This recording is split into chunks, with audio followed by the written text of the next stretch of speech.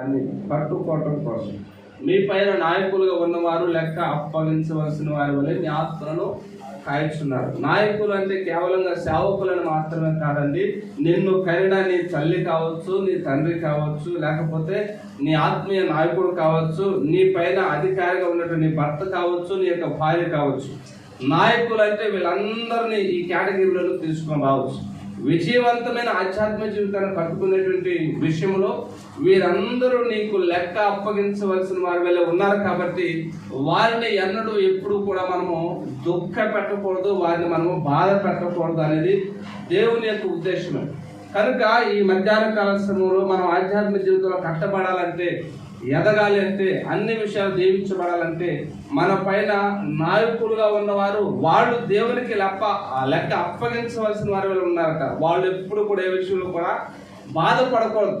Oppose మన పైన నాయకులుగా ఉన్నటువంటి తండ్రి ఒక త్రాగుబోతు కావచ్చు, మన పైన నాయకురాలుగా ఉన్నట్టు ఒక తల్లి ఒక తిట్టుబోతు కావచ్చు, తిండిపోతు కావచ్చు, కుమారులను బట్టి కుమార్తెను బట్టి వాళ్ళు ఎన్నడూ కూడా దుఃఖపడితే నీ యొక్క ఆధ్యాత్మిక జీవితం పరిపక్వత కాదు, అది పరిపూర్ణమైనది కాదు.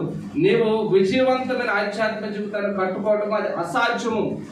దానికి భక్తులే మనకి మాదిరి. దావీదు గురించి మనం ఒకసారి గమనించినట్లయితే మొదటి సమూయేలు గ్రంథం 24వ అధ్యాయంలో మనం అలా వచ్చి కొన్ని మాటలు మనం ధ్యానం చేసే ప్రయత్నం చేద్దాం.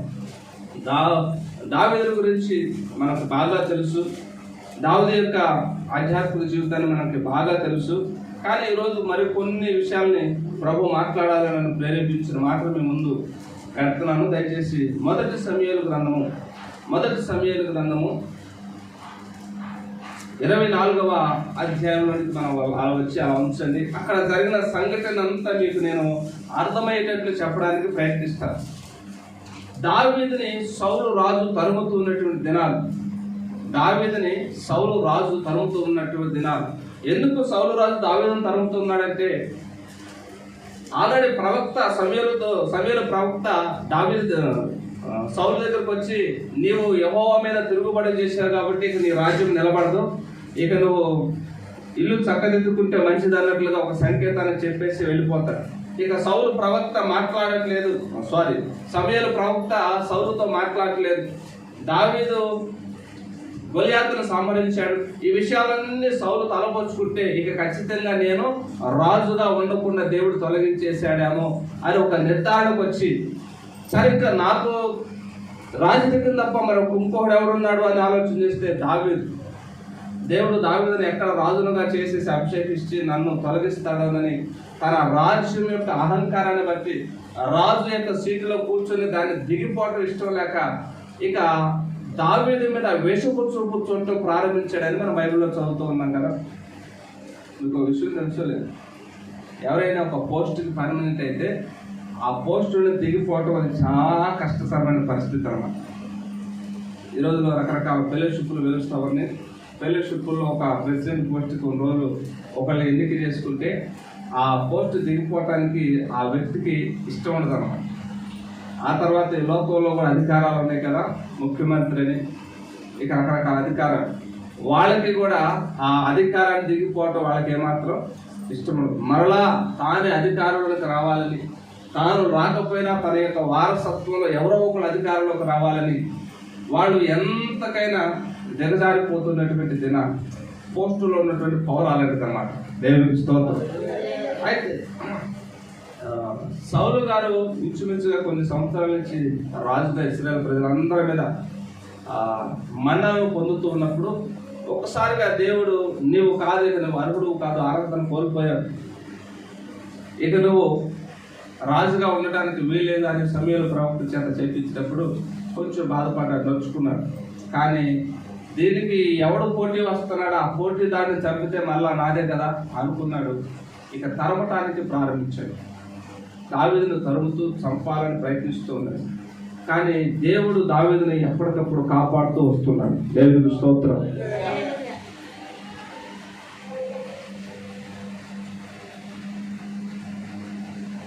ఈరోజు మన ధ్యానాంశాన్ని మీరు మర్చిపోమాకండి. విజయవంతమైన ఆశీర్వాదమైన ఆధ్యాత్మిక జీవితాన్ని కట్టుకోవటం ఎలాగా? దావీదు విజయవంతమైన ఆధ్యాత్మిక జీవితాన్ని కట్టుకోవాలనుకున్నాడు. కాబట్టి తనను తరుముతూ వస్తూ ఉన్నటువంటి తనకంటే పెద్దవాడైనటువంటి ప్రవక్తల చేత అభిషేకించబడినటువంటి వాడైనటువంటి దేవుని చేత అభిషేకించబడినటువంటి వ్యక్తి అయిన సౌలును చంపడానికి ఏమాత్రం ఇష్టపడక తను కాపాడుకుంటూ పారిపోతూ ఉన్నాడు. ఆ సంగతి మనం బాగా గుర్తించవలసినటువంటి విషయం. ఇప్పుడు చదవండి, సమూయేలు రాసిన మొదటి గ్రంథం 24వ అధ్యాయము 2-3 వచనాలు చదువుదామా. అప్పుడు సౌలు ఇశ్రాయేలు నుండి 3000 మందిని ఏర్పరచుకుని వచ్చి కొండ మేకలకు వాసములకు శిలా పర్వతముల మీద దావీదులో అతని జనములను వెతుకుటకై బయలుదేరాడు. మార్గమున గొర్రె దొడ్లకు అతడు రాగా అతడు గుహ ఒకటి కనబడెను. అందులో సౌలు షెట్కాని మధ్యకి పోగా దావీదును అతని జనులను ఆ గుహలో లోపలి భాగములలో ఉండిరి కనుక దావీదు జనులు, అదిగో నీ దృష్టికి ఏది మంచిదో అది నీవు అతనికి చేయమంటూ నీ శత్రువుని నీ చేతికి అప్పగిస్తున్నాని యెహోవా నీతో చెప్పిన దినము వచ్చేదని అతనితో అనగా దావీదు లేచి వచ్చి సౌలునకు తెలియకుండా అతని పై వస్త్రపు చెంగును పోసెను. సౌలు పై వస్త్రమును తాను పోసెనని దావీదు మనసునొచ్చి ఇతడు యెహోవా చేత అభిషేకం నొందిన వాడు గనుక యెహోవా చేత అభిషిక్తుడైన నా ప్రభువునకు నేను ఈ కార్యము చేయను. యెహోవాను బట్టి అతన్ని నేను చంపును అని తన జనులతో చెప్పాను. దేవునికి స్తోత్రం. వీళ్ళరా క్రైస్తవ లోకానికి ఈ స్టోరీ బాగా తెలిసిందే కదా. దావీదు సౌలు తరుముతున్నప్పుడు అడవిలో దాక్కున్నటువంటి దావీదును చంపాలని సౌలు తన సైన్యంతో పాటు వచ్చి అడవిలో వెతుకుతా ఉంటే దేవుడు దావీదును తన అరిచేతులతో కప్పి శత్రువు కంటపడకుండా దాస్తాడని కీర్తనలో దావీదు రాసుకున్నాడు. దావీదు గుహలో దాక్కున్నారు. దావీదు సైన్యం అంతా 600 మంది గుహలో దాక్కున్నారు. సౌలు గారు వెతికి ఎక్కడా కనపడలేదు. అదే సందర్భంలో సౌలు గారికి ఒక కష్టతరమైన పరిస్థితి ఏర్పడింది. శంఖాని వర్తి అని బైబిల్లో వ్రాయబడింది. మన భాషలో చెప్పాలంటే బాత్రూమ్ వచ్చిందన్నమాట. ఎవరికి? సౌలు రాజు గారికి బాత్రూమ్కి వెళ్ళాల్సిన పరిస్థితి వచ్చింది. మరి అడవిలో సైనికులు ఉన్నారు. అందరూ ఎక్కడన్నా కొంచెం మదుగుంటే బాగుంటుంది అనుకుంటే అక్కడ ఎక్కడో చిన్న గుహలాగుంటే పాడబడిన గుహ, ఆ గుహలోకి వెళ్దాంలే అని ఆ గుహలోనికి వెళ్ళారు. గుహలోనికి సహజంగా బాత్రూమ్కి వెళ్ళేటంటే వాళ్ళ పక్కన సైనికులు ఇరుపక్కల వరాజులు వెంట పెట్టుకుని పోతారా ఆ సిచ్యువేషన్లో? ఒకవేళ పోతే ఎలా ఉంటుంది పరిస్థితి? ఈ రోజున చిన్న బుడతలు లాంటి పిల్లలు కూడా తలుపులు వేసుకుని బాత్రూమ్కి వెళ్తానికి ఇష్టపడుతున్నారు. బహిరంగంగా ఎవరు వెళ్తానికి ఇష్టపడట్లేదు. వాళ్ళకి బోళ్ళంత సిగ్గు. గతంలో చెప్పారు నా గురించి, నేనే మళ్ళీ వాటి గురించి చెప్పరాల్సింది. దేవుడికి స్తోత్రం. నిక్కలు కొట్టుకుని 10 ఏళ్ళ వయసు వరకు రోడ్లంతా ఊరికి అలా పోయి ఇలా వచ్చిన వాళ్ళు. ఇక 14 ఏళ్ళ వయసులో అంటే డబ్బాలు పట్టుకుని అటు పొలాలకు పోయిన పరిస్థితులు ఉంటాయి. కానీ ఈ రోజుల్లో మరి చిన్న పిల్లలు వాళ్ళకి నిండా 4, 5, 6 ఏళ్ళు ఉండవు. వాళ్ళకి బహుశిగ్గు అనమాట. బాత్రూమ్ లోపలికి వెళ్ళి తలుపులు గట్టిగా బిగించుకొని వాళ్ళ కార్యక్రమాలన్నింటిని ముగించుకొని వస్తూ ఉన్నారు. మరి ఇశ్రాయేలు ప్రజలందరికీ రాజు అంతటోడు ఎలాగా? కాబట్టి కొంచెం సైనికులు అందరూ దూరంగానే ఉంచి ఒక గుహ కనపడితే కొంచెం మరుగ్గా ఉంది కదా అని ఆ గుహలోనికి ప్రవేశించాడు. ఓ నీళ్ళ పట్టు ఖచ్చితంగా పట్టుకుని పోయింటారు. ఆ గుహలోనికి వెళితే ఆ గుహలో 600 మంది సైనికులు ఉన్నారు, దావీదు ఉన్నాడు. ఇక వాళ్ళు గమనించారు, లోపల నుంచి వస్తున్నటువంటి బయట నుంచి వస్తున్న సౌలు వాళ్ళు గమనించి దావీదుతో మాట్లాడుతున్నారు. దావీదు, దేవుడు ఎంత గొప్పవాడో తెలుసా? నీ ప్రాణాన్ని తీయాలని చంపడానికి ప్రయత్నిస్తున్నటువంటి దుర్మార్గుడిని మన దగ్గరికి నడిపిస్తా ఉన్నాడు. నిజంగా ఇది దేవుడు చేసిన గొప్ప మేలు. నువ్వు పోయి చంపుతావా? మాకేమైనా అవకాశం ఇస్తావు, మేమేళ్ళి చంపేస్తాం. వాడు చచ్చిపోతే ఇక నేను ఎవడు చంపేవాళ్ళు, నీవే ఇశ్రాయేలు ప్రజలందరికీ రాజు, నువ్వు వెళ్తావా మమ్మల్ని వెళ్ళమంటావా అన్నట్టుగా ప్రోత్సహిస్తా ఉంటే దావీదు కొంత సమయం ఆలోచన చేసి మీరు ఎవరు వెళ్ళొద్దు, నేనే వెళ్తానని దగ్గరికి వెళ్తే వెంకమానంలో వీళ్ళందరూ అనుకుంటారు చంపేస్తాడే. ఒక్క దెబ్బతో దావీదుకున్న బలం సామాన్యమైనది కాదు. 6 మూరల జాడిన గొల్యాతను ఒకే ఒక రాయితో కొట్టేశాడు. ఇక ఈ సౌలేపాటి వాడు ఒకే ఒక పోటుతో దెబ్బకు పొడిచి చంపేస్తాడు. ఇశ్రాయేలు ప్రజలందరికీ ఇక ఇతడే నాయకుడు అని వాళ్ళు లోపల ముసిరిపోతూ సంతోషిస్తూ ఉన్నారు.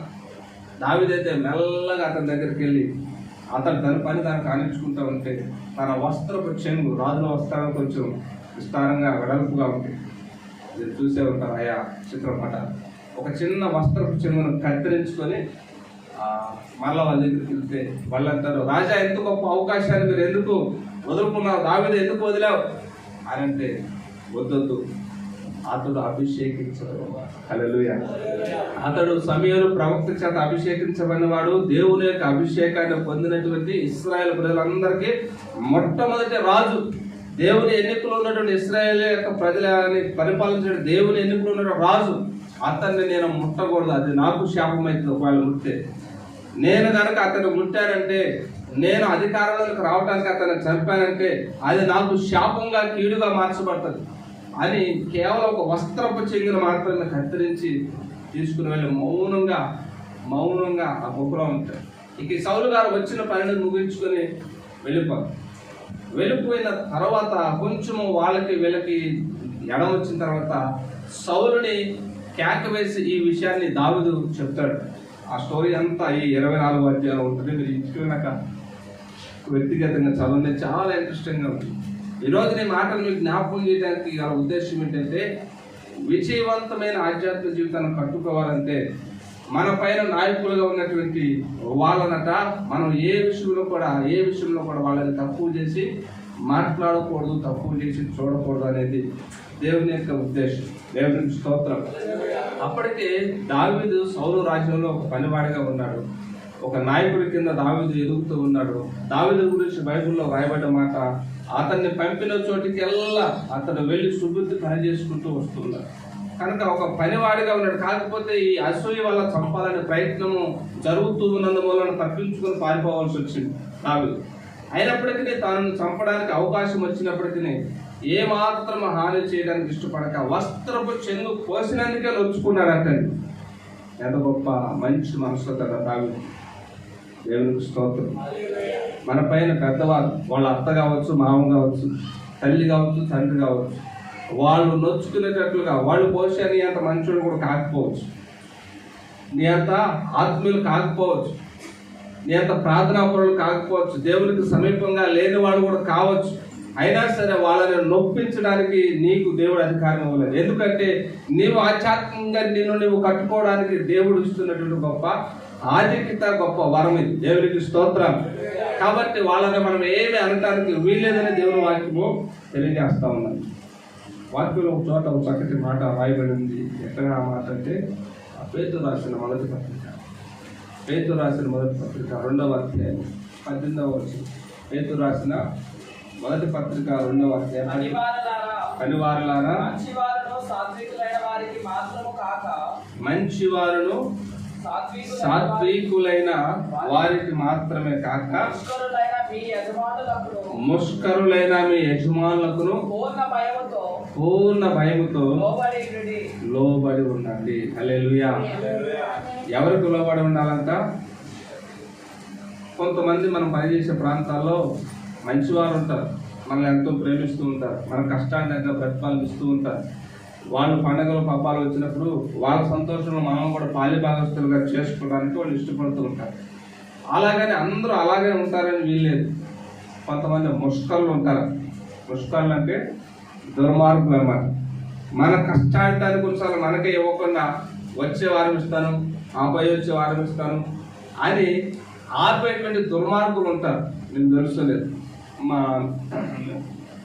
మేము పనిచేసేటప్పుడు మా ప్రొఫెషన్లో ఇలాంటి వాళ్ళు చాలామంది తగులుతూ ఉంటారు. వాళ్ళని బట్టి కొన్నిసార్లు అడిగిన సందర్భాలు ఉంటాయి, వాళ్ళని బట్టి కొన్ని సందర్భాలు సనిగిన సందర్భాలు ఉంటాయి, వాళ్ళని బట్టి కొన్ని సందర్భాల్లో పని మానేసి ఇంటికాడే కూర్చున్నటువంటి సందర్భాలు కూడా కోకొలాలన్నమాట. దేవుడు వాక్యం చెప్తుంది, మనం పనివారమైనప్పుడు కొన్ని సందర్భాల్లో మంచి వాళ్ళని మనం బాగానే ప్రేమిస్తాం, వాళ్ళకి చక్కగా పని చేయడానికి ఇష్టపడతాం. కొన్ని సందర్భాల్లో ముష్కర్లు తయారవుతారట. కొన్నిసార్లు ముష్కర్లు మనకి ఎదురవుతారట. ఆ ముష్కర్లు మనకి ఎందుకు ఎదురవుతారో తెలుసా? మనలోని ఆధ్యాత్మిక జీవితాన్ని పరీక్షకు దేవుడు వారిని అనుమతిస్తాడు. హల్లెలూయా. అంతే కదండి, జీవితం సాఫీగా సాగిపోతుంటే మన మంచితనం ఉంది అక్కడ. ఒక భక్తుడు ఫేస్బుక్లో కొటేషన్ రాశాడు, నీ భార్య మంచితనం నీకు తెలియాలంటే ఎప్పుడు తెలుస్తుందంటే నీవు ఆర్థిక ఇబ్బందులు గుండా ప్రయాణం చేసినప్పుడు నీ భార్య మంచితనం తెలుస్తుందా.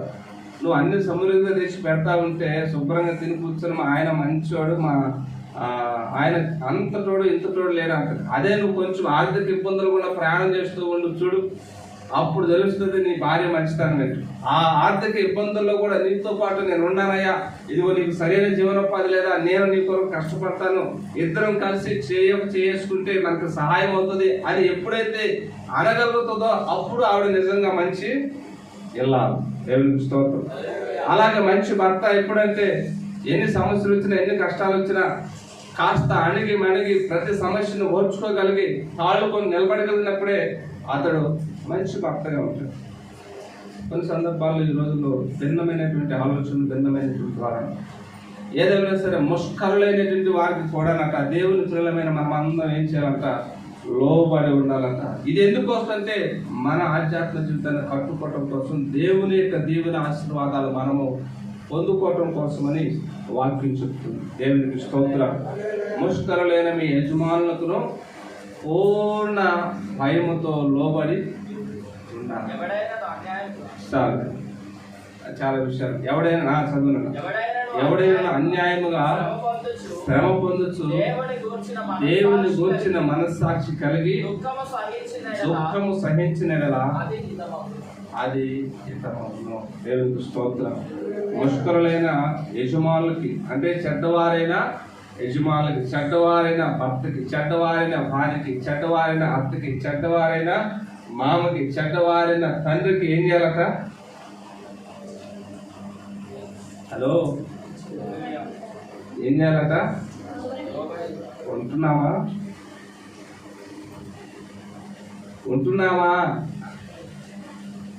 పేతురు రాసిన అదే పత్రిక 3వ అధ్యాయం 1-2 వచ్చిన, అటువల స్త్రీలారా మీరు మీ స్వపురుషులకు లోబడి ఉన్నది, అందువలన వారిలో ఎవరైనా వాక్యమునకు అవిధేయులైతే వారు భయముతో కూడిన మీ పవిత్ర ప్రవర్తనను చూసి వాక్యము లేకుండానే తమ భర్తల నడవడి వలన, భార్యల నడవడి వలన,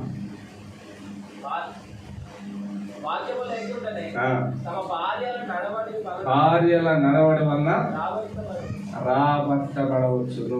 ఎవరి నడవడి వలనంట? భార్యల నడవడి. ఆ నడవడం గురించి కూడా ఒక మాట రాశాడు భక్తుడు. అక్కడ ఏమని రాశాడు? చెడలు అల్లుకొనుటకు, బంగారు నగలు పెట్టుకొనుటయు, వస్త్రములు ధరించుకొనుటను, వెలుపటి అలంకారం మీకు అలంకారముగా ఉండక. ఈ మాటలు అందరికి అర్థమవుతున్నాయి. వీటిని మళ్ళీ వివరించాలి. జడలు అల్లుకొనుటయు, వస్త్రములు ధరించుకొనుటయు, బంగారం పెట్టుకుంటూ, వెలుపటి అలంకారం మీకు అలంకారంగా ఉండక. హలో, ఇవేవి ధరించదు, పెట్టుకోవద్దనే దేవుని ఉద్దేశం కాదు. వీటికంటే శ్రేష్టమైనది అక్షయ అలంకారము. మిమ్మల్ని మీరు తగ్గించుకోవటము, మిమ్మల్ని మీరు మీ యొక్క పెద్దవారికి లోబడటము, మీ యొక్క భర్తకి లోబడటము, ప్రేమించటము, ఇవి అక్షయ అలంకారంగా మీ అంతరంగ స్వభావానికి ధరించుకొని ప్రయాణం చేయటము కావాలి అని దేవుడు అంటున్నాడు. దేవునికి స్తోత్రం. కాబట్టి అక్కడ వెలుపటి అలంకారంగా ఉండొద్దంటే బట్టలు కట్టుకోవద్దని దేవుని ఉద్దేశం కాదు. వాటిని ఏ విధంగా కనపడేటట్లుగా ధరిస్తున్నామో దేవునికి లోబడుతున్నామని సూచనగా మా పైన ఉన్నటువంటి అధికారులు, అది భర్త కావచ్చు, భార్య కావచ్చు, తల్లి కావచ్చు, తండ్రి కావచ్చు, ముష్కరులే అయినా సరే దేవుని చేత నేను కట్టబడాలి అనుకుంటున్నప్పుడు ముష్కరులైనటువంటి వారికి కూడా పూర్ణమైన భయముతో లోబడి ఉంటే వారు మన పవిత్రమైన ప్రవర్తనను చూసి వాక్యం చెప్పకుండానే మరొక పాస్టర్ గారు వచ్చి ఆ కుటుంబం కొరకు ప్రార్థన చేయకుండా దేవుడు అద్భుతాన్ని చేస్తాడట. దేవునికి స్తోత్రం. దావీదు ఆ పని చేయాలని నిర్ణయించుకున్నాడండి. ఎందుకంటే దావీదు చాలా జ్ఞానం కలిగినవాడు, చాలా ఆత్మీయుడు కనుక్కునే రాజు గారిని చంపడం నా చేతుల్లో అది ఎంతో పెద్ద గొప్ప పని కాదు. అయినప్పటికీ నేను ఆ పని చేస్తే దేవుని యొక్క శాపం నా మీద నిలబడుతుంది. దేవుని యొక్క ఉగ్రతకు నేను గురి కాకుండా ఉండాలంటే, నా ఆధ్యాత్మిక జీవితం నేను కట్టుకోవాలంటే దేవునికి సమస్యను అప్పగించాలని దేవునికి అప్పగిస్తున్నాడని. దేవునికి స్తోత్రం. కాబట్టి మన హృదయంలో దేవునికి చోటిచ్చి ఆయన మాటలు మన కనులకు ఇంపుగా ఉండనించి మనం ముందుకు సాగుతున్నప్పుడు దావీదు వలె దేవుడు మనల్ని హెచ్చిస్తాడు. ఇంకా వచనాల్లో మనం ముందుకు చదివినట్లయితే దావీదు తన యొక్క ఆవేదన అంతా సౌలు గారితో పంచుకుంటున్న సందర్భాలు ఉంటాయి. ఒకసారి ఆ మాట చదువుదామా. 26వ వచనం, 16వ వచనం నుండి. దావీదు ఈ మాటలు సౌలుతో మాట్లాడి చాలింపగా సౌలు దావీదు నాయనా ఈ పలుకు నీదేనా అని బిగ్గరగా ఏడ్చి దావీదుతో ఇట్లా ఇంతకీ చాలా ఒక్క నిమిషం ఆగినా, ఇంతకీ దావీదు ఏం మాట్లాడాడు సౌలుతో అని మనం గమనించినట్లయితే, దావీదు తన హృదయంలో ఉన్న ఆవేదన అంతా సౌలుతో పంచుకున్నాడు. అయ్యా సౌలు గారు, మీరు నన్ను ఎందుకు చంపాలనుకుంటున్నారు? మీరు నాకు అనేక పర్యాలు దేవుడు అప్పగించినప్పటికీ నేను నిన్ను చంపాలనుకోలేదు. నేను నిన్ను కాపాడుతూనే వచ్చాను, నేను కాపాడుతూ మేలు చేస్తూనే వచ్చాను. కానీ నేను ఒక సామాన్యుడిని, ఒక కుక్క లాంటి వాడిని, నన్ను ఎందుకు నువ్వు చంపాలని అనుకుంటూ ఉన్నావు అని తన బాధనంతా వ్యక్తం చేసుకుని తను బహుగా తగ్గించుకొని సౌలు గారి ముందు మాట్లాడినటువంటి సందర్భం 13వ వచనం కూడా ఉంది. ఒకసారి చదవండి. పూర్వీకులు సామ్యము చెప్పినట్లు దుష్టుల చేతనే నేను నిన్ను చంపను. ఇశ్రాయేలు రాజు ఎవరిని పట్టుకొని బయలుదేరి వచ్చున్నాడు, ఏ పాటి వారిని తరుముచున్నాడు? చచ్చిన కుక్కను కదా, మిన్నల్ని కదా. యెహోవా నీకును నాకును మధ్య న్యాయాధిపతి తీర్పు తీర్చును గాక. ఆమేన్. గమనించండి, దావీదు దాని గురించి ఏమనుకుంటున్నాడంటే, కుక్కను కదా, మిన్నల్ని కదా అంటున్నాడు. దేవునికి స్తోత్రం. ఎవరండి దావీదు మిన్నల్ని పోల్చుకుంటారు? అసలు ఎవరి దావీదు కుక్కలను పోల్చుకుంటున్నాడు? కొన్ని సందర్భాలు ఎవరైనా మనం కుక్క అంటే ఎవర్ర కుక్క అని మామూలుగా బహుశా మామూలుగా అంతంగా ఆ సందర్భంలో మనం విపరీతంగా మాట్లాడతాం. నువ్వెంత ఆఫ్రాల్, ఒక నలుసువి మిన్నలు అని ఎవరన్నా అనుకో, నేనేంటి మిన్నలనేంటి? హైదరాబాద్లో ఒక ఇల్లు కట్టుకున్నాను, నాకు ఒక కారు ఉంది, నేనేంటి మిన్నలనేంటి అది బహుశా మనం కోప్పడతామేమో మనం ఉన్న పరిస్థితిని బట్టి. నాకంటూ కొంత పరపతి ఉంది, పేరు ఉంది, ఏంటి నువ్వు నన్ను ఇంత నీచంగా తక్కువగా మాట్లాడతావని అంటారు. కానీ దావీదు తనను తాను తగ్గించుకొని, అయ్యా నువ్వు ఎలాంటి వాడిని చంపాలనుకుంటున్నావు తెలుసా? ఒక మిన్నలలాగి, ఒక కుక్కలాగి. కుక్కని చంపితే నీకేమైనా క్యాట్ వస్తుందా? రాదు. ఒక మిల్లను చంపితే నీకేమైనా క్యాట్ వస్తుందా? రాదు. ఎందుకు నువ్వు నన్ను తరుముతున్నావు? నేనే పాటి వాడిని అని తనను తాను తగ్గించుకొని రాజుతో మాట్లాడుతున్నప్పుడు కఠినమైనటువంటి పాషాణమైన హృదయం, ఎప్పుడు అవకాశం దొరికితే చంపేద్దామా అనుకున్నటువంటి హృదయం ఒకసారిగా ద్రవించిపోయింది. అంటున్నాడు, నా కుమారుడా, నాయనా, నీవేనా ఈ మాటలు మాట్లాడుతున్నది? నేను వాళ్ళ మాటలు వీళ్ళ మాటలు విని నువ్వు నాకు శత్రువుగా తయారవుతున్నావని నీ మీద కోపంతో ద్వేషంతో నేను మాటలు మాట్లాడుతూ నేను చంపాలని ప్రయత్నించాను. కానీ నువ్వేనా నా ప్రాణాన్ని కాపాడింది? ఆ గుహలో నా వస్త్రపు చెంగు కోసావు, అవును నాకు కన్నబడుతుంది, నీవేనా? ఎందుకు ఇంత దయ చూపించావు నా మీద అన్నట్లుగా సౌలు రాజు గారు మాట్లాడుతున్న మాట చదువుదామా? దావీదు ఈ మాటలు సౌలుతో మాట్లాడి చాలింపగా సౌలు దావీదు ఈ పలుకు నీదేనా అని బిగ్గరగా ఏడ్చి దావీదుతో ఇట్లనెను, యెహోవా నన్ను నీ చేతికి అప్పగింపగా నన్ను చంపక విడిచినందుకు ఈ దినమున నీవు నా ఉపకారము చేసిన వాడివై నా ఎడల నీకున్న ఉపకార బుద్ధిని వెల్లడి చేసింది కనుక నీవు నాకంటే నీతి పరుడవు. ఒకరికి తన శత్రువు దొరికిన ఎడల మేలు చేసి పంపివేయిన ఈ దినమున నీవు నాకు చేసిన దానిని బట్టి యెహోవా ప్రతిగా నీకు మేలు చేయను గాక. నిశ్చయముగా నీవు రాజు మగుదు అనియు ఇశ్రాయేలీయుల రాజ్యము నీకు స్థిరపరచబడుననియు నాకు తెలియదు. కాబట్టి నా తర్వాత నా సంతతి వారిని నీవు నిర్మూలము చేయకుంటున్నట్లు నా తండ్రి ఇంటిలో నుండి నా పేరు నువ్వు కొట్టివేయకుంటున్నట్లు యెహోవా నామమున నాకు ప్రమాణము చేయము. అంతటా దావీదు సౌలునకు ప్రమాణము చేసెను. అప్పుడు సౌలు ఇంటికి తిరిగి వచ్చెను. అయితే దావీదును అతని జనులను తమ కొండ స్థలములకు వెళ్ళిపోయింది. దేవునికి స్తోత్రాలు.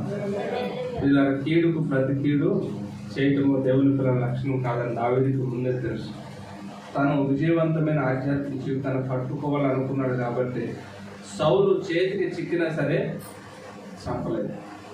కనుకనే ఈ మధ్యాహ్న కాల సమయంలో ప్రభు మనతో మాట్లాడుతున్న మాట ఏంటంటే, నీవు దేవుల్లో వేరు పాడి అంటు కట్టబడిన స్థితిలో ఎదగాలంటే నీ శత్రువు నీ ఎదుటి వచ్చినప్పటికీ సామెతలో ఒక మాట వాయబడి ఉంటుంది, నీ శత్రువు ఆకలితో నీ ఇంటికి వస్తే అతనికి ఆహారం పెట్టాడు.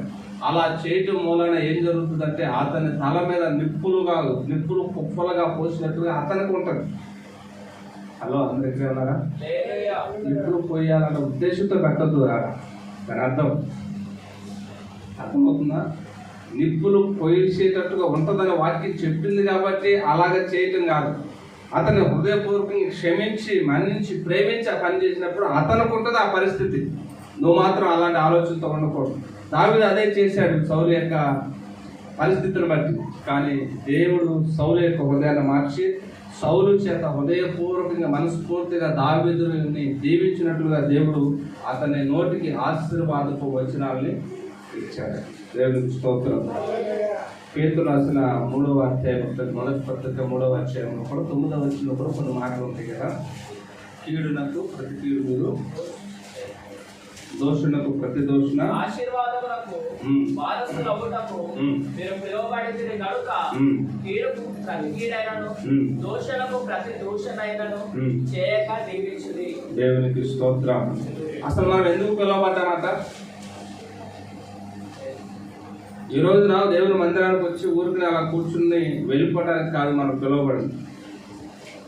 లోకంలో చాలా మంది దేవుని మందిరానికి రాకుండా సినిమాలని, షికార్లని, లేకపోతే ఇంటికాడ ఆదివారం పూట రకరకాల ఎంటర్టైన్మెంట్ ప్రోగ్రామ్ చాలా వస్తాయి కనుక వాటిలో మునిగి తేలుతా ఉన్నారు. మనం దేవుని మందిరానికి ప్రత్యేకంగా మరి ఎందుకు వచ్చామంటే దేవుని చేత మేళ్లు పొందటానికి వచ్చాం. ఆశీర్వాదమునకు వారసులగుటకు మనము దేవుని మందిరానికి వచ్చాం. దేవుని చేత పిలువబడ్డాం. మన ఆశీర్వాదాలు మనం పొందుకోవాలంటే మనం ఏం చేయాలా? వాక్యం చెప్తుంది, కీడుకు ప్రతి కీడైనను దోషునకు ప్రతి దోషనైనను చేయక దీవించండి. దేవునికి స్తోత్రం. కీడుకు ప్రతి కీడైనను దోషునకు ప్రతి దోషమైనను చేయక. నిజంగా మనం అది కొనసాగించగలుగుతుంది ఎంత ఆశీర్వాదం మీకు తెలియదు. మనకంటే యూత్, మనకంటే వయసులో పెద్దవారు, నాయకులుగా ఉన్నవారు కొన్ని సందర్భాల్లో మనల్ని అపార్థం చేసుకుని దూషించారు. దేవుని స్తోత్రం, అప్పగించండి దేవుని. కాకపోతే కొన్ని సందర్భాల్లో నిర్నిమిత్తంగా దూషించారనుకోరు. నిర్నిమిత్తం మన ఏమి తప్పులేదు. మన తప్పు లేకపోయినా సరే మనం ఆధ్యాత్మిక జీవితం కట్టబడాలంటే మనం తగ్గించుకోవాలి. మత్తయి సువార్త 5వ అధ్యాయం 9వ వచనం అనుకుంటున్నాను. మత్తయి సువార్త 5వ అధ్యాయం 9వ వచనం.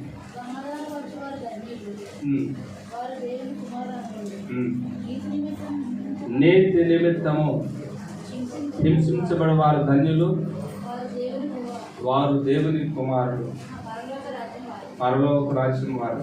నా నిమిత్తము జనులు మిమ్మల్ని నిందించి హింసించి మీ మీద అబద్ధముగా చెడ్డ మాటలు పలుకున్నప్పుడు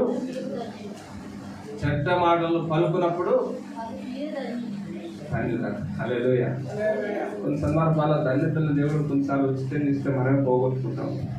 తెలుసా మీకు? ఆ ధన్యత ఎలా వస్తుందంటే మన మీద అబద్ధముగా చెడ్డ మాటలలో పలికినప్పుడు ఆ ధన్యత మనకి వస్తుందట.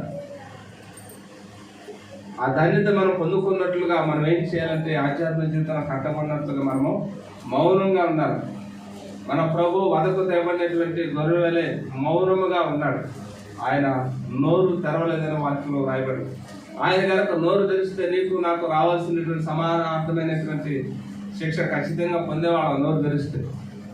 ఆయన నోరు తెరవలేదు కాబట్టి మన శిక్ష ఆయన మీద మోపబడింది. నోరు తెరిస్తే నీకు నాకు కఠినమైన శిక్ష.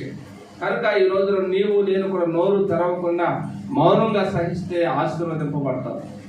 విజయవంతమైన ఆధ్యాత్మిక జీవితాన్ని కట్టుకోగలుగుతావు. కనుక జనులు కొన్ని సందర్భాల్లో నిర్నిమిత్తముగా అబద్ధముగా చెడ్డ మాటలలో పలికి మిమ్మల్ని దూషించినప్పుడు అది ఆనందంగా ఎంచుకోవాలి. హల్లెలూయా. అది కొంచెం కష్టంగా అనుకున్నంత తేలిక కాదు, చెప్పినంత తేలిక కాదు. లోపల అవి పొడుస్తూ ఉంటాయి, తొలుస్తూ ఉంటాయి. ఆ వ్యక్తులు కనపడ్డప్పుడల్లా, వాళ్ళ గురించిన విషయాలు చెవికి పడ్డప్పుడల్లా, వాళ్ళు కంటపడినప్పుడల్లా అవి గుణపాలతో పెట్టి మన హృదయాన్ని కెలికినట్టుగా అనిపిస్తూ ఉంటుంది. మరి ధన్యత అంటే ఊరికే వచ్చేస్తుందా? అది కూడా దేవుడు ఇచ్చే ధన్యత. దేవుడికి స్తోత్రం. ధన్యత అంటే ఊరికే వచ్చేసేదేం కాదు కదా. కనుక దేవుడు మనల్ని ధన్యులుగా చేయాలని ఆశపడుతున్నారు. కనుక కొన్ని సందర్భాల్లో మనకి పరిస్థితులను అనుమతిస్తాడు. దావీదుకి అనుమతించాడు, దావీదు దాంట్లో నిలిచాడు, శ్రమను సహించాడు, ఓర్చుకున్నాడు. కాబట్టి తదుపరి ఇశ్రాయేలు ప్రజల కట ఒక తిరుగులేని రాజుగా, చరిత్రలో స్థిరస్థాయిగా నిలబడిపోయేటువంటి రాజుగా దేవుడు అతను అభిషేకించాడు. హల్లెలూయా. కాబట్టి ఈ మధ్యాహ్న కాల సమయంలో ప్రభు మనతో మాట్లాడుతున్న మాట, మీ పైన నాయకులుగా ఉన్నవారు వాళ్ళు లెక్క అప్పగిస్తున్నారు. కాబట్టి వాళ్ళు దుఃఖపడేటట్లు గాక, వాళ్ళు సంతోషించేటట్లుగా వాళ్ళ మాట విని మనం ముందుకు సాగితే మనందరికి అది ఆశీర్వాదమని ప్రభు పేరట మీకు జ్ఞాపకం చేస్తున్నారు. మీరు ఆ వాక్యాన్ని చదివినట్లయితే ఈ 24వ అధ్యాయం ముగించబడిన తర్వాత 25వ అధ్యాయంలో ఇశ్రాయేలు ప్రజలందరికీ రాజుగా దావీదు దేవుడు పట్టాభిషిక్తుగా చేసేసాడు. హల్లెలూయా. పట్టాభిషిక్తుగా చేయడానికి గల కారణం ఏంటంటే దావీదు ఈ శ్రమల అనుభవాలు గుండా ముందుకు సాగినప్పుడే సౌలు చేత దీవెన వచనాలు, ఆశీర్వాద వచనాలు పలికించుకున్న తర్వాతనే ఇది తన జీవితంలోనికి ప్రాప్తించింది. దేవుడికి స్తోత్రం. కనుకనే మనకంటే యోగ్యులు కాకపోయినా సరే, వారు అయోగ్యులైనా సరే, పెద్దవారి చేత మనము దీవెనలు పొందాలి, కానీ శాప వచనాలు అన్నిటికీ పొందకూడదు. కాబట్టి పిల్లలైన మీరు అందరూ గమనించండి, మీ వృద్ధాప్యంలో ఉన్న తల్లిదండ్రులను ఎన్నడూ కూడా దుఃఖ పెట్టేటట్టు ఏ విషయంలో కూడా మాట్లాడకండి. అది అత్త కావచ్చు, మామ కావచ్చు, తల్లి కావచ్చు, తండ్రి కావచ్చు, మీ ఆత్మీయ నాయకులు కావచ్చు. మీ మీద వాళ్ళు లెక్క అప్పగించవలసిన వారి వలె ఉన్నారు. కనుక వారి యొక్క నోటి నుండి ఆశీర్వచనాలు తీసుకుని, వారి యొక్క చేతుల నుండి ఆశీర్వచనాలు తీసుకుని, అది మనందరికీ ఆశీర్వాదమే. దేవునికి స్తోత్రం. యేసుకు ఒకసారి వారి 2 కుమారులు తీసుకుని వచ్చి వాళ్ళ తండ్రి అయిన యాకోబు దగ్గరికి, ఈ ఐగుప్తులో నాకు ఇచ్చినటువంటి కుమారులు వీరు, తండ్రి వీరిని దీవించు అని వారి దగ్గరికి కుమారులు తీసుకుని వస్తాడు. కుమారులు తీసుకుని వచ్చినప్పుడు యాకోబు ఒక చెయ్యి పెద్దవాడి మీద పెట్టాలి కదా, పెద్దవాడి మీద పెట్టకుండా చిన్నవాడి మీద పెడతాడు. యాకోబు చేతుల్ని యుక్తిగా ఇలా పెట్టి ఆశీర్వదిస్తాడు. ఇలా పెట్టి ఆశీర్వదిస్తుంటే అప్పటికే యాకోబు కళ్ళు మందగించాయని బైబిల్లో రాయబడి ఉంటుంది. కళ్ళు మందగించినటువంటి వ్యక్తి కళ్ళు కానరాక పెద్ద కుమారుడు ఒక పక్కన ఉన్నాడు, చిన్న కుమారుడు మరొక పక్కన ఉన్నాడేమోనని తెలుసుకోలేక ఈ విధంగా చేతులు ఉంచాడేమో అనుకొని యోసేపు అంటాడు, నాయనా నీవు ఆస్వాదించవలసిన కుడి చేతితో ఆస్వాదించవలసిన పెద్ద కుమారుడు ఇదిగో నీ కుడి ప్రక్కన నేను ఉంచాను, ఎడమ చేతితో ఆస్వాదించవలసిన చిన్న కుమారుని ఎడమ చేతి ప్రక్కనే ఉంచాను అంటాడు. అప్పటికే కళ్ళు కనిపించట్లేదా?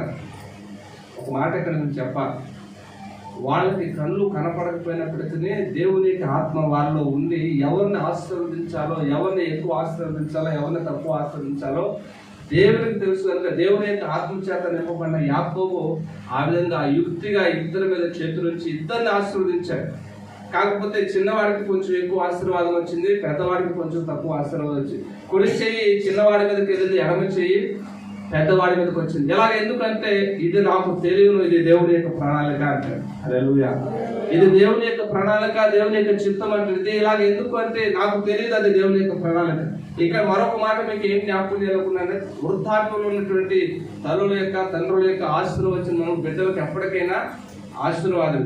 కనుక వారి యొక్క ఆశీర్వచనాలు మనం పొందుకున్నట్లుగా, మన ఆధ్యాత్మిక జీవితం కట్టుకున్నట్లుగా వారిని అట్లా మనం ప్రేమించాలి, వారిని సన్మానించాలి, ఘనతకి పాత్రులుగా ఎంచాలి. ఎఫెసీ 6:1 ప్రకారంగా ఏమనుందంటే, ఎఫెసీ 6:1 ప్రకారంగా, పిల్లలారా ప్రభువునందు మీ తల్లిదండ్రులకు విధేయులై ఉండండి, ఇది ధర్మమే, నీకు మేలు కలుగునట్లు నీ తండ్రిని నీ తల్లిని సన్మానించము, అప్పుడు నీవు భూమి మీద దీర్ఘాయుష్మంతుడివి అవుతావు. హల్లెలూయా. భూమి మీద దీర్ఘాయుష్మంతుడు అవ్వాలంటే తండ్రి సమానులను తల్లి సమానులను మనం ఏం చేయాలంట? సన్మానించాలి. సన్మానించడం అంటే ఒక చేతిలో కూర్చోబెట్టాలి, ఒక పోదాన్ని వేయాలి, ఒక శాల వేయాలి, 10 మంది చేత చప్పట్లు కొట్టించాలి. ఇదేనా సన్మానం? అసలు ఈ సన్మానం ఎవరు కోరుకోరు. వారిని నోటారా పలకరించడం గొప్ప సన్మానం. నానా తిన్నావా, అమ్మ తిన్నావా అని ఒక మాట అడగటమే ఒక సన్మానం. అత్తయ్య తిన్నావా, మామయ్య తిన్నావా అని నోరారా ఒక మాట పలకరిస్తే వాళ్ళు ఎంత మురిసిపోతారో. ఈరోజు మా కొడుకు ఆ మాట అన్నాడు, నా కోళ్ళు ఈ మాట అంది, అది వాళ్ళు పెట్టకపోయినా పెట్టినంత సంబరపడిపోతారండి. ఈ మాయదారి నోడు కొంతమందికి రావు, నోరారా పిలిచి పలకరించడానికి. కనుక దయచేసి గమనించండి, ఆధ్యాత్మిక జీవితం కట్టుకోవడం అంటే మనకంటే యోగ్యత లేని వారిని కూడా ప్రేమించి వారి ఆశీర్వాద వచనాల కొరకు కనిపెట్టుకుని ఉండటమే కట్టబడేటువంటి ప్రాసెస్ లేదు. ఒక చిన్న మాట. దేవునికి స్తోత్రం. కాబట్టి ఈ విషయాన్ని మనం బాగా గుర్తుంచుకోవాలి. ఇక నెక్స్ట్ సమూయేలు జీవితంలోనికి మనం వెళ్దాం. సమూయేలు రాసిన మొదటి పత్రిక 3వ అధ్యాయము 17వ వచనం ఒకసారి చూడండి. సమూయేలు రాసిన మొదటి పత్రిక 3వ అధ్యాయము 17వ వచనం. ఏలీ నీతో యెహోవా నీతో ఏమి సెలవిచ్చును మరుగు చేయక దయచేసి నాతో చెప్పుమని. ఎవరితో ఏం మాట్లాడుతున్నారో తెలుసండి? ఇశ్రాయేలు ప్రజలందరికీ ప్రవక్తగా ఒక దైవజనుడిని దేవుడు ఎన్నిక చేసుకున్నాడు. అతని పేరు ఏలీ. గబాల కొన్ని సందర్భాలు ఏలీ అని చదివేస్తూ ఉంటాం. ఏలీ అని ఒక దైవజనుడు ఉన్నారు. అతని తల్లి ఎవరో తండ్రి ఎవరో పుట్టుపోతురాలు అంత డీప్గా బైబిల్లో లేదు, కానీ ఇశ్రాయేలు ప్రజలందరికీ అతను ఒక ప్రవక్త అని మాత్రం బైబిల్లో ఉంది. ఆ ప్రవక్తతో దేవుడు మాట్లాడటం మానేశాడట. ఆ ప్రవక్త దగ్గరికి పని చేయడానికి వచ్చాడట ఒక చిన్న పిల్లవాడు. ఒక తల్లి మొక్కుకుందట. ఆ మొక్కుబడి ప్రకారం 4 ఏళ్ళప్పుడు తీసుకొచ్చి దేవుని మందిరంలో వదిలేస్తే ఆ 4 ఏళ్ల పిల్లోడికి ఒక 2 ఏళ్ళు పరిచయం ఈయనే చేశాడు. వాస్తవానికి 4 ఏళ్ళోడు పాస్టర్ గారికి పరిచయం చేయడు. ఆ పాస్టర్ గారి 2-3 ఏళ్ళు పరిచయం చేసి ఉంటాడు. వాడి మూతి తోడటం కానీ ఇంకోటి తోడటం కానీ ఆ 1-2 అన్ని పాస్టర్ గారే చేసి ఉండాలి ఖచ్చితంగా. ఆ తర్వాత ఇక దేవుని మందిరంలో ఎదుగుతూ ఉన్నాడు, ప్రత్యక్ష గుడారంలో ఎదుగుతూ ఉంటున్నాడు. ఆ విధంగా చక్కగా ఎదుగుతూ ఉన్నప్పుడు అతని యొక్క భయభక్తుల విధానాన్ని బట్టి దేవుడట ఏలీతో మాట్లాడటం మానేసి ఆ యొక్క చిన్న బాలుడైన సమూయేలుతో మాట్లాడటం ప్రారంభించాడు.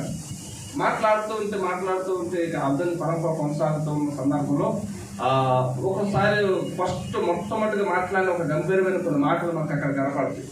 అప్పటి వరకు సమూయేలుకు ఒక వ్యక్తి నాతో మాట్లాడుతున్నాడా అనుకున్నాడు, కానీ అది దేవుని స్వరమని అతను గమనించలేకపోయాడు. అతడు పడుకొని ఆ ప్రత్యక్ష గుడారం ఉన్నటువంటి మనసు ఉన్నటువంటి ఆ రూమ్ లో పడుకొని అతను నిద్రపోతూ ఉంటే నాయనా కుమారుడా అని పిలిచి ఒక స్వరం వినపడితే లేచి వెంటనే ఏలి దగ్గరికి వెళ్ళాడు. బయట పడుకొని ఉన్నాడట ఆయన. ఏలి దగ్గరికి వెళ్ళి నాయనా నన్ను నువ్వు పిలిచావా అని అడుగుతాడు. అప్పుడు అంటాడు నేనేం పిలవలేదురా, పోయి పడుకోండి. మళ్ళా వచ్చి సమూయేలు పడుకున్నప్పుడు మళ్ళా అదే స్వరంతో మాట్లాడతాడు. నాయనా సమూయేలు అని మళ్ళా లేచి మళ్ళా వచ్చి పిలిచావా, నువ్వు పిలిచావు కదా నేను వచ్చాను నాయనా అంటాడు. లేదురా బాబు నేను పిలవలేదు అంటాడు.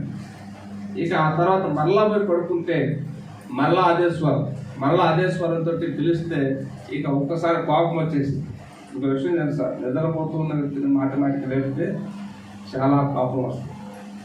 దేవుని స్తోత్రం. అది మన పిల్లల జీవితాల్లో మనం గమనిస్తూ ఉంటాం కదా. పిల్లలకి లేదు, పెద్దవాళ్ళకు కూడా. మీకు తెలుసు లేదు, ఆ మధ్యకాలంలో న్యూస్ చదివారు, నిద్రపోతున్నారని లేపుతున్న వాడికి కోపం వచ్చి ప్లేట్ తీసుకున్నాక పేక్ పోసాడు. వాడంత దుర్మార్గుడు, వాడికి అంత కోపం వచ్చిందో. సహజంగా నిద్రపోయే వాళ్ళని లేపితే చాలా విపరీతంగా కోపం వస్తుంది. కాకపోతే ఇతను చిన్నవాడు కాబట్టి కోపాన్ని కాస్త ప్రమాయించుకొని మీరు వాక్యాన్ని చదివితే తన కోపం అక్కడ స్పష్టంగా కనపడుతుంది. పిలిచితివే, వచ్చాను, ఏందో చెప్పు అంటారు అక్కడ. అప్పుడు ఏలికి ఒక విషయం అర్థమైంది. ఓహో, ఏదో ఒక స్వరం ఇతనితో మాట్లాడుతూ ఉంది, అది నిజంగా దైవ స్వరమే, నేను అనుకుంటున్నాడు ఈ పిల్లవాడు అని ఒక సలహా చెప్తాడు. ఈసారి కనుక అదే స్వరం నీకు వినపడితే నీ దాసుడును చిత్తగించుము, నేను వింటున్నాను అని చెప్పు. ఏమి మాట్లాడితే అది నువ్వు నాకు మరలా చెప్పాలి అని ఆ మాట అనగానే మరలా వెళ్ళి పడుకోగానే దేవుని వాక్కు ప్రత్యక్షమై మరలా సమూయేలుతో మాట్లాడుతుంది. దేవునికి స్తోత్రం. చూడండి, ఆ వచనాలు కూడా మనం ఒకసారి చూద్దామా?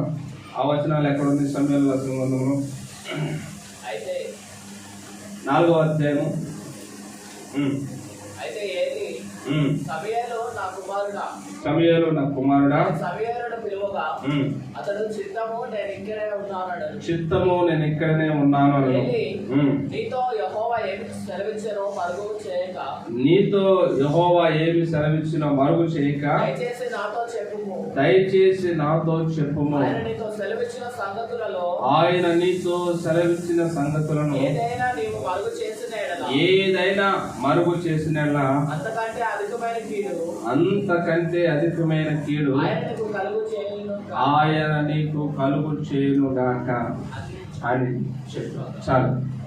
ఇక్కడ మనం గమనించాల్సిన విషయం ఏంటంటే దేవుడు ఏలీతో మాట్లాడటం మానేసి సమూయేలుతో, చిన్న బాలుడితో మాట్లాడుతూ ఉన్నాడు.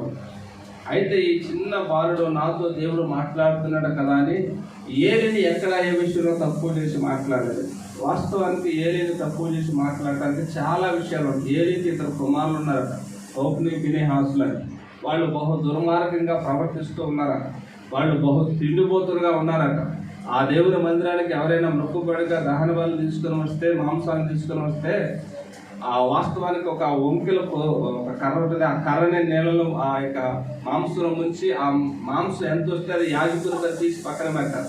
ఆ విధంగా కాకుండా వాళ్ళు ఏకంగా దేవుని మందిరంలోకి ఆ మాంసం తీసుకుని రాబడకుండానే పచ్చి మాంసం మాకు ఇస్తావా లేదా, లేదంటే బలవంతంగా తీసుకుంటామని రుబాబు చేసేటువంటి ఒక దుర్మార్గుల ఆ ప్రవర్తన విధానాన్ని బట్టి అక్కడున్న ప్రజలకి దేవుని మందిరానికి వెళ్ళాలన్న అసహ్యం కలిగేదా. బైబిల్లో రాయబడిన సంగతులేండి ఇవన్నీ. అలాంటి దుర్మార్గమైనటువంటి చర్యలు జరుగుతున్నప్పుడు సమూయేలుతో దేవుడు మాట్లాడినప్పుడు సమూయేలు, మీరందరూ దుర్మార్గులు, దేవుడు నాతో మాట్లాడుతున్న, నన్ను ప్రవక్తగా ఎంచుకున్నాడు అని వాళ్ళని తృణీకరించవచ్చు. కానీ తన ఆధ్యాత్మిక జీవితాన్ని కట్టుకోవాలనుకుంటున్నాడు దేవుడు బలంగా, విజయవంతమైన దానిలాగా. కాబట్టి అలాంటి సాహసము సమూయేలు ప్రవక్త చేయలేదు.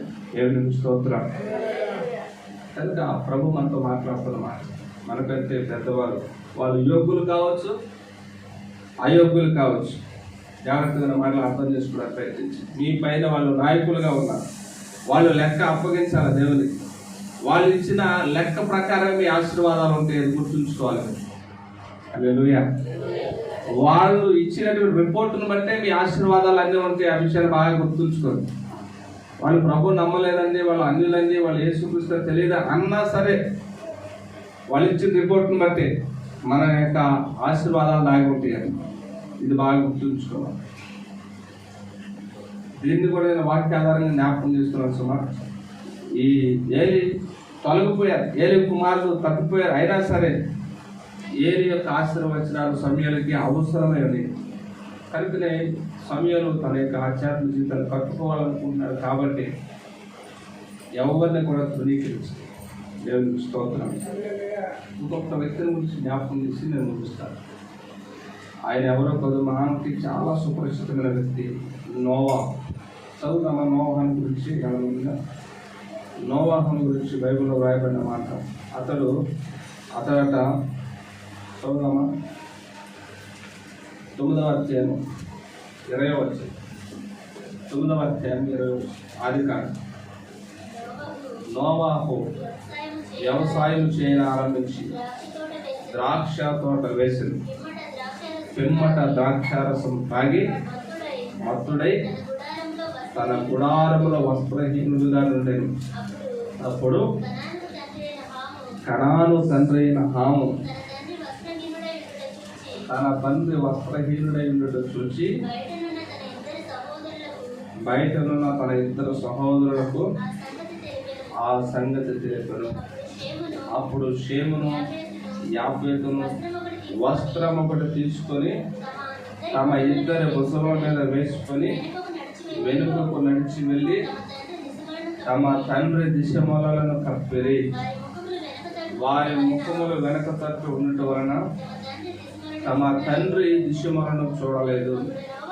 అప్పుడు నోవాహు మత్తు నుండి మేలుకొని తన చిన్న కుమారుడు చేసిన దాన్ని తెలుసుకొని కనాను శపింపబడిన వాడై తన సహోదరులకు దాసుడగును ఆయనను. చాలండి పిల్లరా, ఈ స్టోరీ మీరు అందరూ చాలాసార్లు విన్నారు కదా. నోవాహు గురించి దేవుడు చెప్పిన మంచి సాక్ష్యం ఏంటంటే, నోవాహు భూమి మీద కృప నొందిన వాడు, ఈ తరముల్లో నీవే నా ఎదుట నిందారహితులుగా ఉన్నావు కాబట్టి వాడు తయారు చేసుకుని అందులోకి వెళ్ళు, ఈ ప్రజలందరినీ సంహరిస్తానంటాడు. అదేవిధంగా వాడు కట్టుకున్నా జలప్రళయం వచ్చింది. జలప్రళయం ఒక 150 రోజులు భూమి మీద నీళ్ళు ఉన్నాయి. ఆ తర్వాత ఆరిపోయింది. తర్వాత భూమి మీదకి వచ్చేసారు వీళ్ళందరూ పడవ దిగేసి. ఇక నోవాహు హఠ ద్రాక్ష తోట వేసి వ్యవసాయం చేయడం ఆరంభించాడు. ఇక వాళ్ళ ఫ్యామిలీ బతకాలంటే కొంత ఆహారం కావాలి కదా. నోవాహు కుటుంబం నుంచి వచ్చినటువంటి సంతానమే మరలా భూమి అంతటా వ్యాపించింది. ఆడు నల్లడు కావచ్చు, తెల్లడు కావచ్చు, అటు ఇటు గారి రంగు మరోళం కావచ్చు, ప్రపంచం అంతా విస్తరించిన జనాభా అంతా కూడా నోవాహు నుండి వచ్చినటువంటి సంతానమే. ఆ నోవాహు మొట్టమొదటి శరీరధారికి ఈ లోకంలో నోవాహు జీవించినటువంటి వ్యక్తిని గురించి బైబిల్ మరలా మనం చదువుకుంటున్నాము. మొదట మంచివాడే, కానీ కాలక్రమంలో తన జీవితంలో ఒక చిన్న అపశృతి దొరికింది. అతను ద్రాక్ష తోట వేసి అతను ద్రాక్ష రసానికి అలవాటు పడిపోయి మత్తుడైపోయి గుడ్డ లేకుండా పడుకున్నాడు. అంతే కదా, ద్రాక్ష రసం వ్యక్తిగతల పాలు చేయను. సామెతలో చాలా సందర్భాల్లో ద్రాక్ష రసం గురించి ఉంటుంది. ఎవరికి శ్రమ, ఎవరికి దుఃఖం, ఎవరికి జగడం, ఎవరికి హేతు లేని గాయం అంటే, ఎవరికి మంద దుష్టి అంటే మద్యంతో ప్రొద్దుపుచ్చు వారికే కదా. ఎవరికట? మద్యము అల్లరి పాలు చేస్తుంది, మద్యం జోలికి వెళ్ళకండి దేవుని వాక్యంలో అనేక సందర్భాలు మనం చదువుకుంటున్నాం. ఆ విధంగా బహుశా ఈ మద్యంతో మత్తుడైపోయి ఒకరోజు వస్త్రహీనుడే ఉన్నాడట. వస్త్రహీనుడే ఉన్న సంగతి ఒక చిన్న కొడుకు చూశాడట. 3 కుమారులు కదా నోవాహుకి. వాళ్ళ 3 పేర్లు ఏంటి?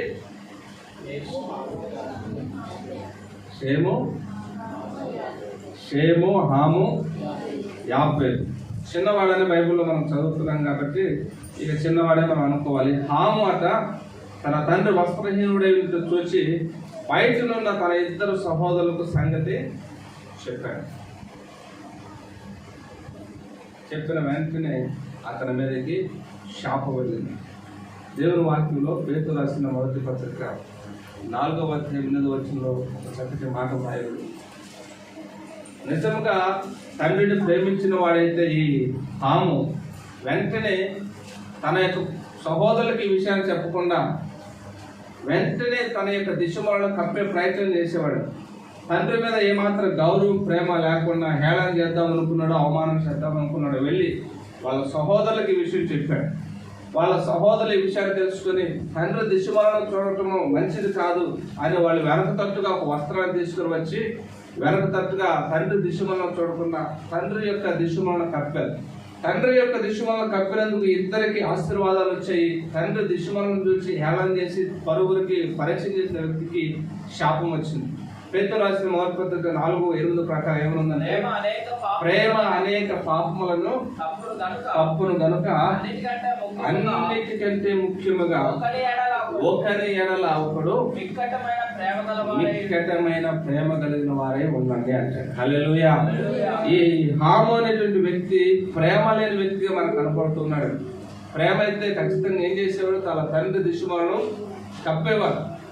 కనుక ఈ రోజున చాలా మంది కుమార్తెలు శపించబడడానికి కారణం ఏంటంటే, తండ్రి సమానమైనటువంటి వారి యొక్క లోపాలని, తండ్రి తల్లి సమానమైనటువంటి వారి యొక్క బలహీనతలను ఎత్తుపట్టి ఇరుగు పొరుగు వారికి ప్రచారం చేస్తూ వస్తున్నటువంటి ఒక దీన్ని ఏమన్నారంటే, మరొక మాటలో చెప్పాలంటే కొండె గత్తలుగా కొండె గాళ్ళగా చరిత్ర హీరులుగా మిగిలిపోతున్నారు. తద్వారా వారి కుటుంబాలు శాపానికి గురవుతామని.